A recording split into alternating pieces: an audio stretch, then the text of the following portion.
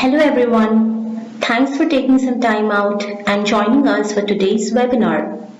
It's great to have you in our session today. I hope you all are doing awesome. My name is Shilpi and I'm from the digital marketing team at Minjar Cloud Solutions. Today, we are presenting our webinar on IAM best practices for AWS Access Control, hosted by Minjar Cloud Solutions. We understand customers care deeply about privacy and data security, and the fact that IAM has now evolved as cloud security practitioners' primary control mechanism to keep the attackers away. This technical session on AWS security is around identity and access management. The webinar is presented to you by Botmetric Chief Evangelist Amar, who has been helping businesses step up on AWS Cloud with the help of our fully integrated Agile SaaS product, Botmetric. Well, Botmetric is an intelligent cloud management platform, or you can say the virtual cloud engineer for modern enterprises that looks after all your AWS cloud stuff, right from automation to optimization. So if you wish to know more about our product, you can log into our website at www.botmetric.com and take up a 14-day free trial to see how it adds value to your team. You can also connect with us on social media to find more updates and info on Botmetric. We'll get started with the webinar shortly, but before we start, I would like to request you all to please cooperate and be on mute during the presentation. If you have any questions at any point of time during the presentation, you can type them into the question box in your GoToWebinar control panel. I will bring them up post the presentation and we'll also have some time for questions at the end. So now let's move ahead and I'll turn the time over to Amar.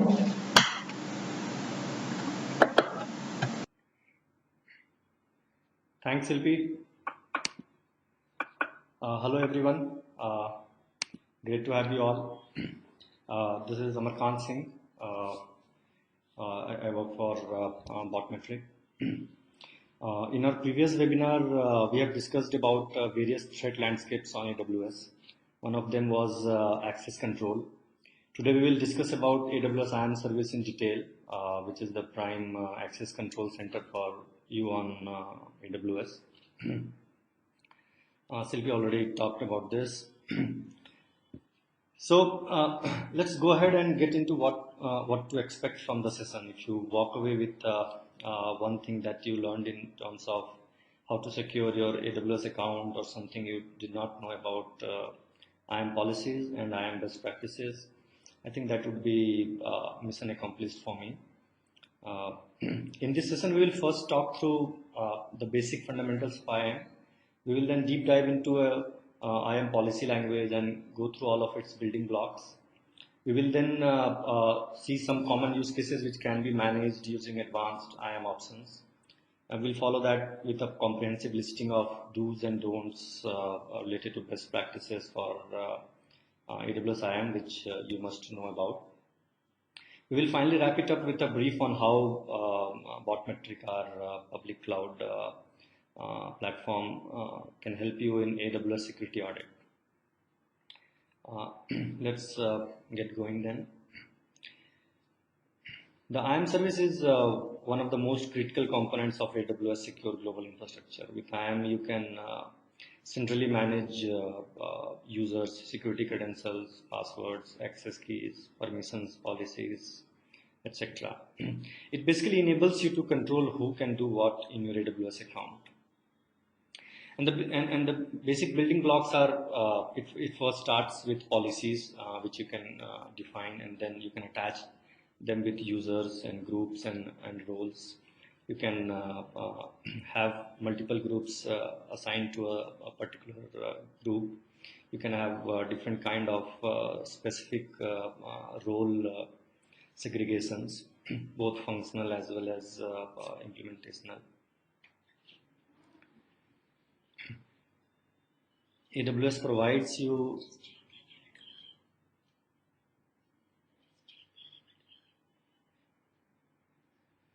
Uh, uh, can everyone hear me? If I can get a chat from someone, or I'd be good to continue, uh, just to ensure that there is no technical glitch here.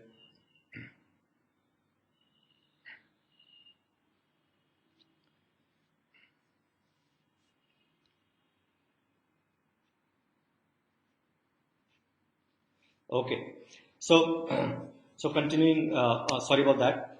So continuing that, IAM provides you centralized control over access to your management console, then to your APIs via SDKs and CLI, and also share access with third parties. It also helps you to share access among your own different AWS accounts. Uh, and lets you create individual users within your AWS account and give them their own username, password. But by default, the behavior of IAM is it does not provide any permissions to any user or role or group you create. By default, it's denial. Only the services or actions which you specifically provide access to are only given permission to the users. So when you create multiple individual users, you have the ability to audit them well, that who did what. So you should not be sharing credentials. Yeah, so there are basically two different ways to provide access. One is by password and another is by access keys. So when to use which one of them? So provide only the required credentials to an user. If a user only needs to use AWS console, only create password for that user. And similarly for access keys, if user needs access to some APIs or CLI or SDK, then provide him access to the access keys. And only if a user needs both, then only create both both password as well as access keys. And in either cases, it's really important for you to ensure that you rotate credentials regularly. This is one of the prime cause of security issues on AWS, that the basic sanity of rotating keys is not followed by a lot of people. You should use credential report to audit credential rotations. It's there on the left hand side in AWS console. When we go to our demo, I'll quickly point that to you as well. You should definitely configure a password policy that would let you that will force users to change their passwords. And you should also ensure that your access keys are rotated well. Now let's get into IAM policy language. Policies are the basic building blocks of IAM, using which you can define authorization for user roles and groups. Over the years, IAM policies have evolved a lot, and with the complexity and number of use cases have gone up significantly. We will look at the syntax and grammar of policies. Policy is basically a JSON document that contains statements which can be called as permissions. These permissions follow a certain model which can be remembered by calling it ePark model, where E stands for effect, and effect can be either allow or deny, while Park stands for principle, action, resource, and condition. So with a statement, you can define that which actions a principal can perform and which resources can be accessed on what conditions. We'll see each of them in detail. You can have multiple statements within a single policy. So let's talk about principal. So principal is basically an actor. It's an entity that's something that is going to be allowed or denied access to a resource the way that you indicate these in your policies. And it's basically identified by ARN, that is Amazon Resource Name. With IAM policies, the principal element is implicit. That is, when you create a policy, you either attach it to a user, a group, or roles. You do not need to specify the principle there. But there is there are other ways in which you can use policies in Amazon, and they are like resource-based policies. You can have S3 policy or Glacier policy. Therein you need to define the principle as well, that this particular IAM policy is for which particular actor or which particular object, which particular bucket. So therein you can use ARN. Let's see some examples. If you use AWS colon star dot star, just like you are giving it for everyone, anybody and anyone who can hit those APIs will be able to access them. Similarly, you can see for accounts, specific accounts, you should replace the 12-digit number with your own AWS account numbers. You can see individual IAM user, you can use their username. Similarly with role, and even you can have so the way EC2 roles are used is by Amazon itself, right? They use it on your behalf. EC2 roles. Therein the principle is the service itself. Let's talk about Axon, the second one in the ePark. So Axon describes the type of access you should be giving to the principal. What are the list of actions? Basically, actions map to APIs 99% of time. Which a particular API action, for example, S3 list bucket or get object. So these kind of actions, you can find a list of actions when in the respective AWS resource docs, as well as when you go to policy editor and you create a policy, there also you can get a drop down list which can help you in figuring out which actions you should add to a policy. Statements must include either an action or a not action. Not action is not everything everyone know about. We'll look at not action in a bit. So simple examples of action, like as I just mentioned, get object, S3 get object, IAM change password, etc. You can provide multiple actions within your statement. You can also use wildcard, either star or question mark, for star for everything and question mark for one particular character. So this below one action IAM star access key secret key that lets user that provides user all the create access key, delete access key, update access key kind of permissions. So what's not action? Not action lets you specify an exception to a list of actions, and it could generally result in shorter policies than using action and denying many actions one after another. Let's look at a simple example. Let's say that you want to allow everything but IAM APIs. If you look at this policy right here, it's really succinct. Now there is another way you can do it using deny, right? So these both ultimately will perform the same way if they are the only policies attached to any principle. But there is some difference. The first one, when you are using not action, but there is another policy which is allowing the same action, then ultimately the result is going to be allow. While with deny, it's like it's explicit deny. User will never be able to access those APIs. Even other IAM policies are attached to the same principle, which are allowing it. So use deny when you want to explicitly deny whatever come may, or you see that multiple policies can be attached. In that case, use explicit deny. Let's get to R part of Park, that's resources. The resources are nothing but the object or objects that are being requested, or on those you are trying to provide the authorization. Statements must include either resource or a not resource. Not resource also works similar to not action. If you see a few examples of resources, they are like you can have a S3 bucket, a queue, or you can have multiple DynamoDB tables.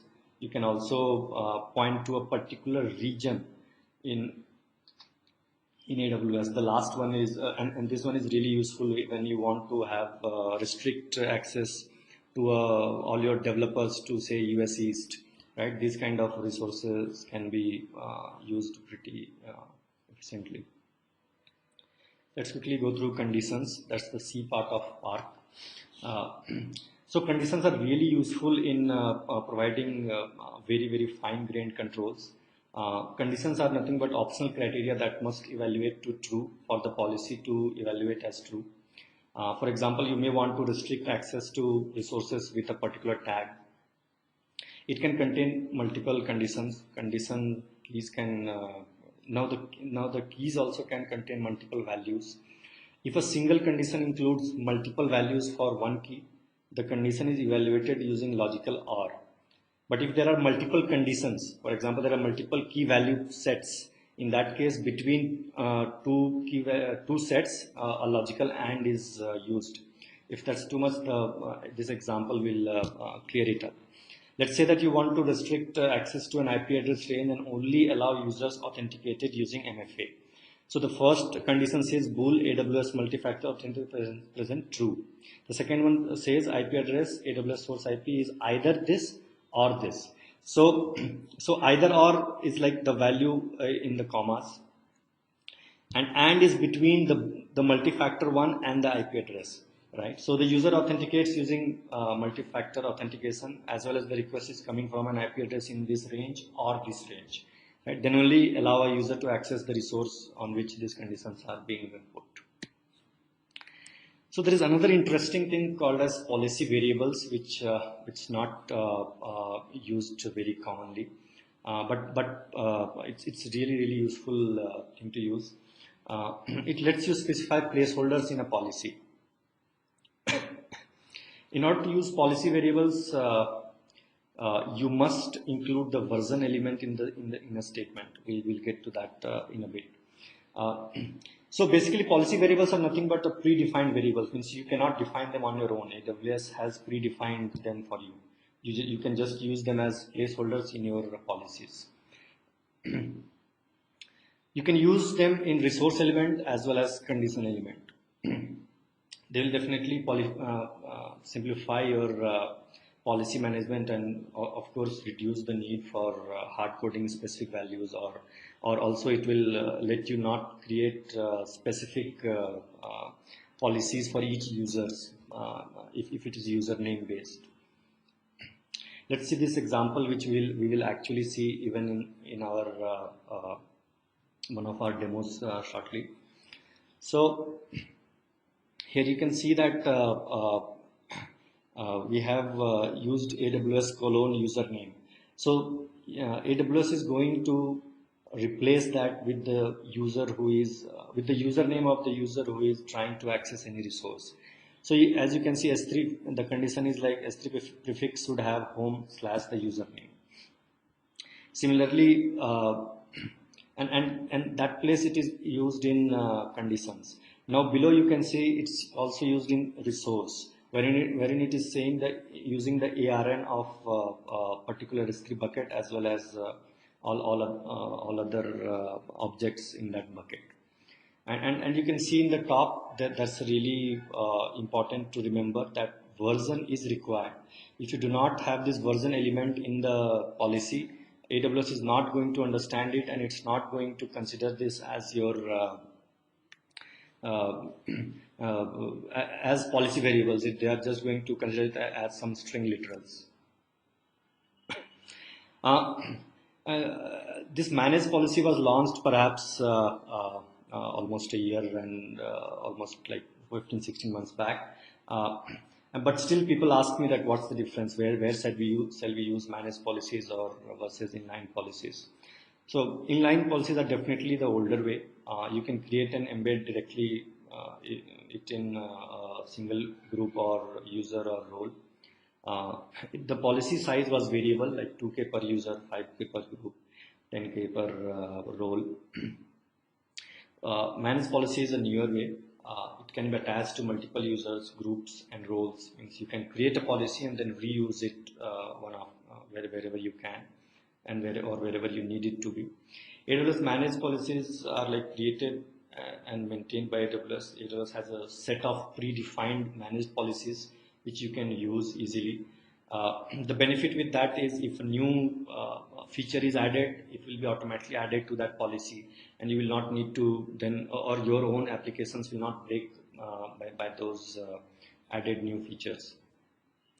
Uh, and also the size is more, and plus you can have versions, so that if you need, you can roll back to a prior version.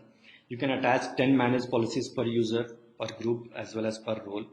You can limit who can attach which managed policies. That's a task which you can take away with you after this session, that how you can limit who can manage which policies, and how you can create a IAM policy for that. Let's see when which one is used, or when you should still use inline policies. If you really need to enforce a strict one-to-one relationship between a policy and a principal, inline policy is something which you should go for. Should avoid, and if you need to avoid the wrong policy being attached to a principal, then also inline policy makes more sense. Also, if you need to ensure the policy is deleted when the principal is being deleted, or you do not want that policy to be shared or ever used again when the principal whom it is attached to is being deleted, then you should go with inline policies. Managed policies definitely brings the reusability with it. It lets you have a central place to manage, so that if you have a policy created and 10 principles are attached to it, you just need to change at one place, and all those four or all those principles will get that access change. Versioning and rollback we discussed, they are really useful. If you make a mistake or some problem, you can always roll back. And also don't forget to delete the versions which you no longer need, because there is a limit to number of versions which you can have. And of course, larger policy size lets you define big policies and detailed and fine-grained policies as well. Now let's quickly go through some common use cases. I have picked two of them, which customers have asked me about in past.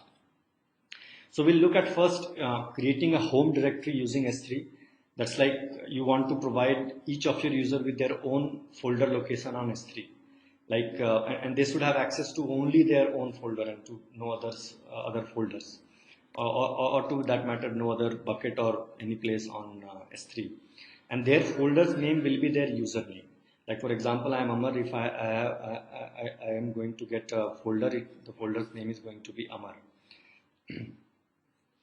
Let's see. So on Chrome I'm having my admin, and on Firefox I'm having the user. So as you can see right now, this guy does not have any access to S3.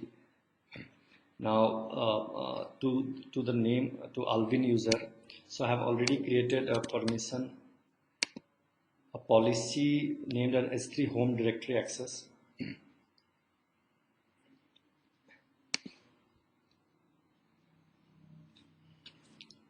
I need to quickly sign in again.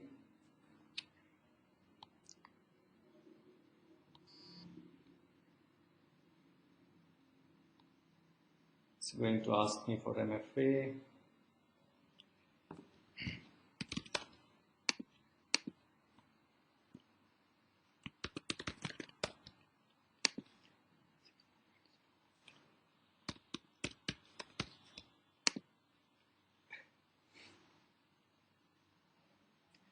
So we need to go to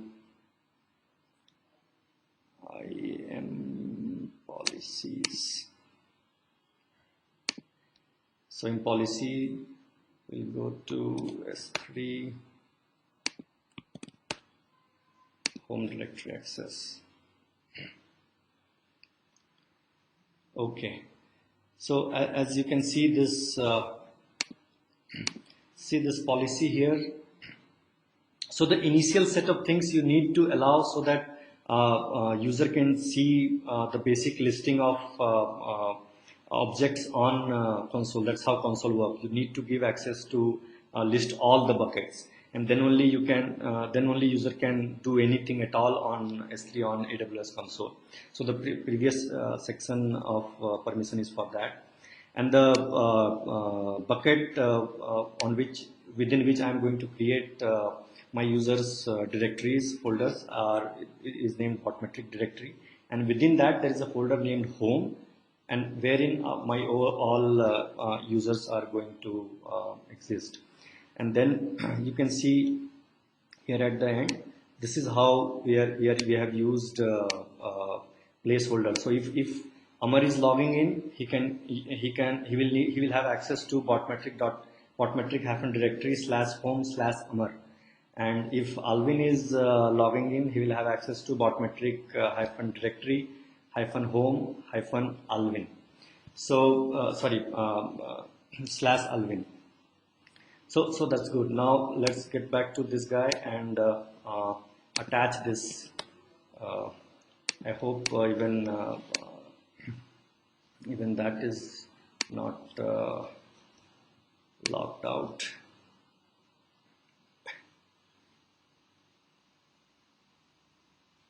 Yeah, even that is logged out. So it's Alvin. No. Cool.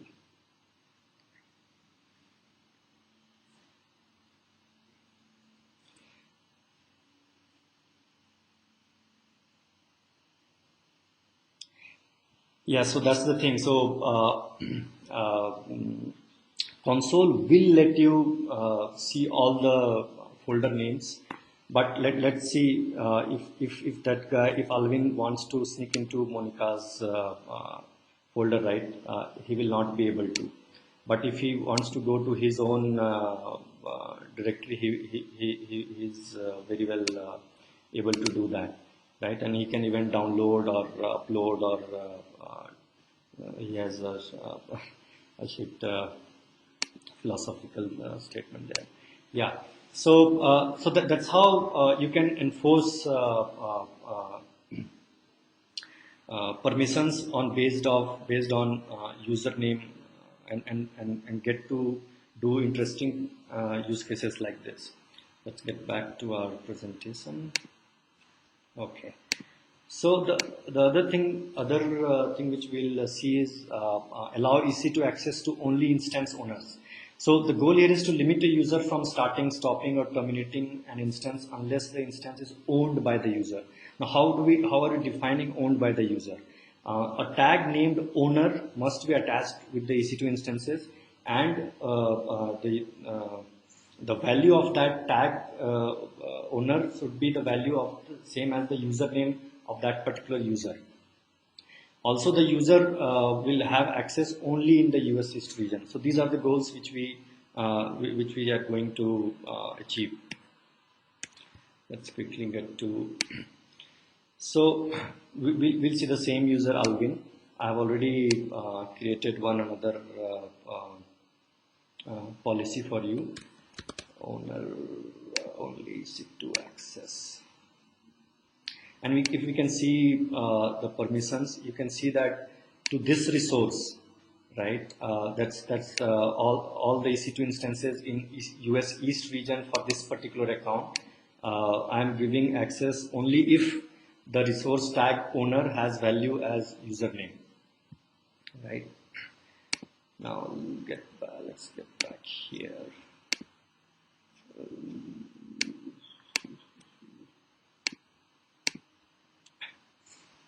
So I'm right now in US VS2. I should get back to US East pretty quickly.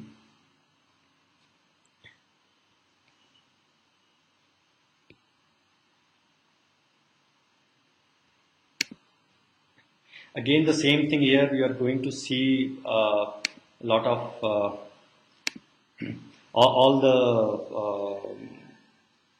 listing of all the EC2 instances. That's how console works. You need to at least list down all, and then only you can of course restrict actions.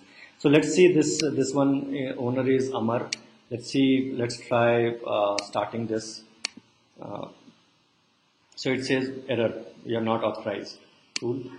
Now let's try Alvin. So now since Alvin is the owner of this particular instance, he should be allowed to start. So yeah, there you go. That started.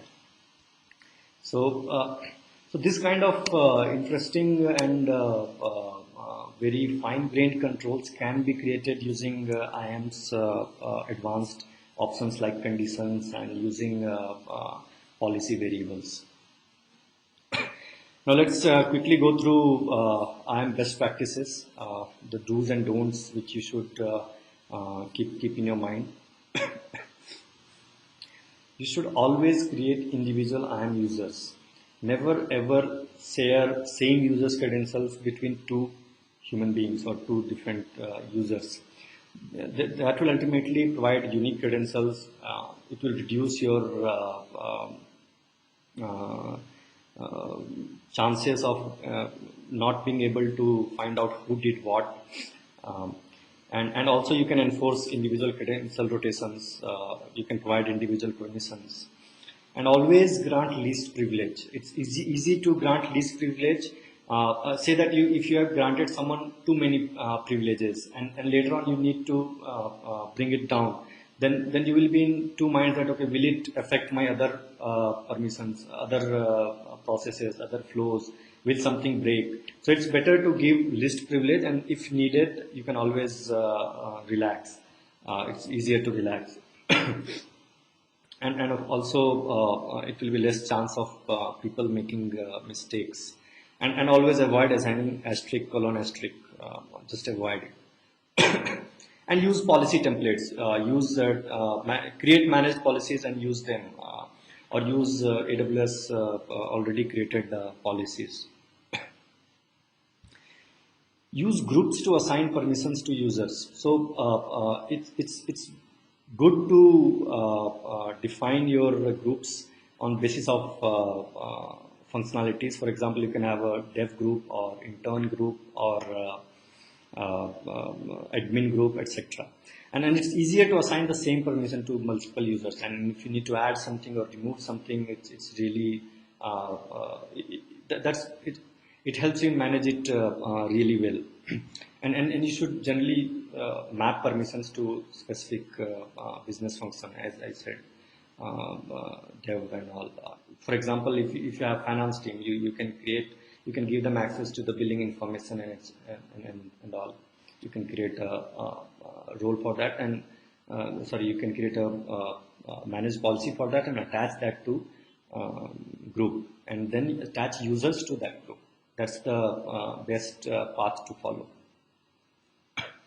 Restrict privileged access further with conditions. As we saw use of conditions just now, it helps you to add additional level of granularity. It minimizes chance of accidentally performing privileged actions. You can define tag based, that also we saw just now with owner tag. You must configure a strong password policy for your users. We discussed this initially as well. You can set password expiration, you can set password strength, you can set password reuse, that in how many months a user will need to create a completely new password, how many old passwords he can reuse and whatnot. You should enable MFA for all users. It's generally said that enable MFA for your privileged users, but I would recommend you to enable MFA for all users. Why take chance? It's not a big deal. Anyway, use roles for applications that run on Amazon EC2 instance, because it will eliminate your headache of rotating keys, and AWS will do it automatically for you. Do enable CloudTrail in all the regions, not only in the regions in which you have EC2 instances or your resources on, because generally all the access you would have created would be region agnostic. You certainly can use resource ARNs in certain ways to define those policies, but that's really uncommon and that's not commonly in use today. But which should be. So you should enable CloudTrail in all regions so that you know if any unauthorized access is happening on a region in which you don't even have any resources. Enough said many times, you should rotate credentials regularly. Now let's discuss few don'ts, like few things which you should never do. Do not use your root account access ever. When you create your AWS account initially, you get username, password for that particular account, and then you can create and then what you should do is you should create IAM users and provide the permissions it needs, even administrator permissions it needs, and then use those IAM users to log in and do your day-to-day stuff. Earlier, so this is a problem which happens with customers who have been using Amazon AWS since long, because earlier there was no way for all this IAM, and also so those old customers still tend to use their root account access keys, which is, by the way, sin at this point of time. You should just lock it away and forget it. You should practically never need to use your root account. You should stop using any third-party tools that asks for access keys and secret keys. That's like really old way of gaining access. Cross-account roles are the way forward. You should always, if you are using any third-party tool which are using your access keys, please ask them that do you have a alternate way of using roles or not, because it isn't safe. What if their database is compromised? Somebody can get access to your access keys. What if they're developers? And also a lot of things come into picture. When you create a role, there are things like external ID, and you give access to a specific AWS account. So even if somebody, and only you share is the ARN of the role, that's all. So it's like you are just sharing a resource ID to the third party. Yeah, the same way as you should not be sharing credentials between multiple users, you should not have a single role for all the users. You should have roles specific to their business functions and map them to perhaps their respective groups. Do not have too many users with administrative access. You should check it out that, okay, how many people in your team are having administrative access. Generally 2 to 3, or even in huge teams, 5 is a good number to have. Again, rotate your keys. Do not use old access keys. So we'll quickly go through Botmetric IAM security audit. So Botmetric performs one comprehensive security audit of your AWS infrastructure. It checks for you things like, do you have any unused IAM access keys? Do you have MFA enabled for your root account or not? How many admins are there? Are you having a password policy in place or not? And things like that. It detects and reports best practices violations proactively and sends a summary email having list of important audit violations. You can also view the major violations detected by the audit from a single pane, which we just saw. Botmetric does not just stop at just showing you the violations. It also lets you fix a lot of them right from Botmetric, saving you a lot of time of going to AWS, copy pasting the resource, and then going through 7 to 8 clicks. And what if you need to perform the same for multiple resources or multiple violations? Botmetric is going to save a lot of time. And it also provides step-by-step guidelines to fix many of the audit violations. So for a lot of violations, you can fix them right from Botmetric. For some of them which are trickier, or which rather a user should work on, Botmetric gives a step-by-step guideline for anyone new in your team or who does not have enough information can be can get help with them. Botmetric also keeps audit history so that you know where you were, how you are now, are you improving, are you going bad, and at any point of time you looked at Botmetric's violations, you went through fixing them, went to AWS, fix few of them, and then again you want to see where you stand at this point of time. So you can perform an audit on demand anytime you want. Botmetric will finish the audit and send it to your inbox as well. On an average, it takes around 5 minutes only. So, when should you perform a security audit? You should perform it on a periodic basis.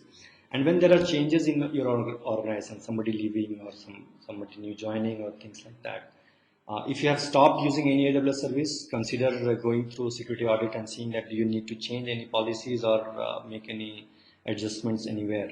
If you've added or removed a software which might be using any permissions or violating any of your audit rules, if you suspect an unauthorized access, you should definitely perform a security audit. So to recap whatever we discussed, you should audit regularly and ensure that best practices are followed.